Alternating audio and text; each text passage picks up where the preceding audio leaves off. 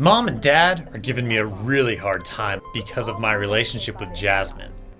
One day, I couldn't believe my ears when my mom told me, Yasmin could be a terrorist. I mean, somebody in her family could be a suicide bomber.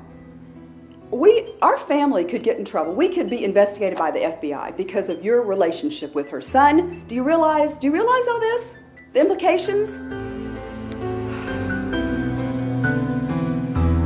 I'm torn apart between my relationship with my girlfriend and my family. And neither one is going right.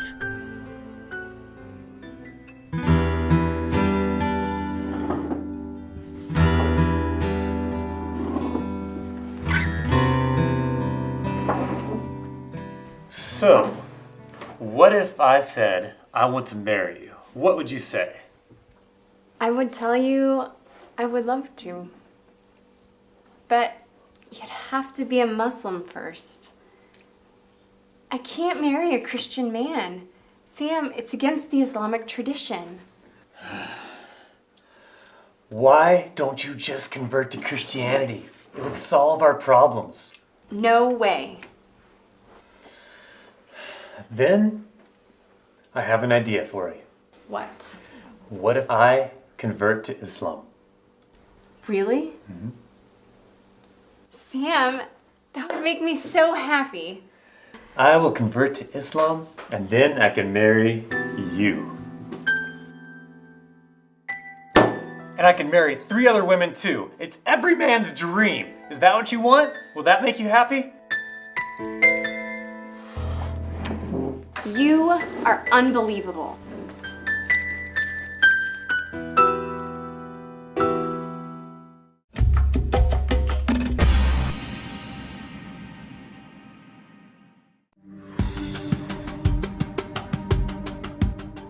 As a Christian, I believe that I should learn as much as I can about the Muslim religion, so I don't speak out of ignorance and I don't speak out of disrespect, but that I can come to them with understanding and with love.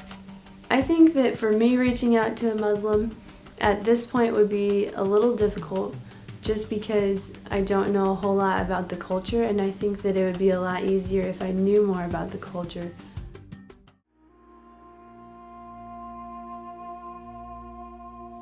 For us to understand Islam as it's grown, it's very diverse within the United States. But also now it's looking at its own mission movement and expanding out.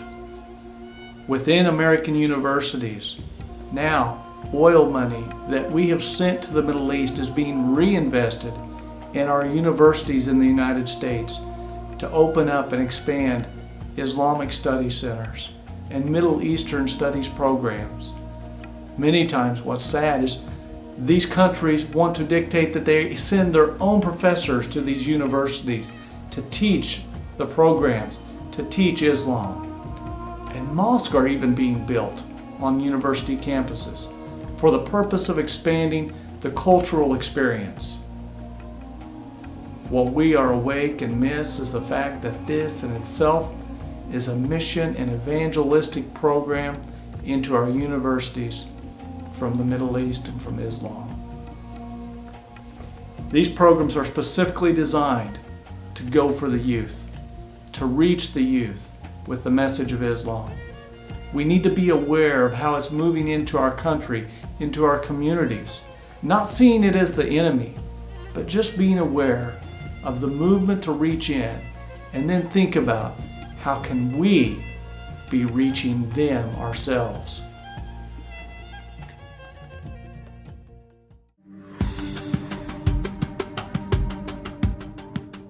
It can be really confusing when you're trying to talk like Christian-Muslim relations, because there's such a deep misunderstanding about what each religion claims is true, and there's so much rooted in both culturally that is not founded in their founding documents or their founding people, and so it can be very confusing when you're talking to each other because you both don't know exactly where you're coming from and you don't exactly know where you're trying to get. 2 summers ago, I absolutely had no problem relating to any Muslim guy while there. I mean, they're a guy just like me. We go through a lot of the same things. There's just, I mean, as humans, especially as men, we just have so much in common. We're interested in a lot of the same things. We joke around about the same things. It's totally easy to relate to a Muslim guy. Just even if I was a Christian, but even just like as a Westerner or just as another person. Totally approachable, totally very, very friendly, very hospitable. Absolutely no problem, no barrier.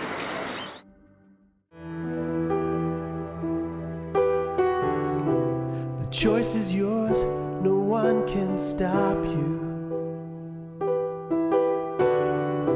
With freedom comes a sacrifice. On the day that death was conquered, He gave us a way to leave this broken road. Yeah, there's freedom in the truth I've seen.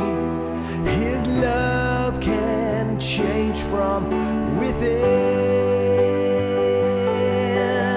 Behind the lies, the hope you'll find died and rose again. Yeah, there's freedom in the truth I've seen. His love